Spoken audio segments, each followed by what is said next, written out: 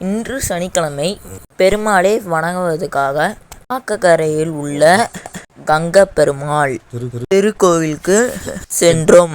என்னோட தாய் மாமன், தாத்தா, பாட்டி, நான் பைக்கில் நாங்கள் காக்கக்கரையில் அடர்த்தியான காடில் அழகான கோயில் ஒன்றது.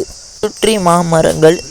கோவில் நுழைவாயில் விநாயகர், முருகர், அடுத்து கொடி கம்பம், ஆஞ்சநேயர், கருடாழ்வார், பாரவார், ராமாஜயம், கருவறையில் கங்கப்பெருமாள், ஸ்ரீதேவி, உமாதேவி மற்றும் உச்சமூர்த்தி ஸ்ரீதேவி, உமாதேவி.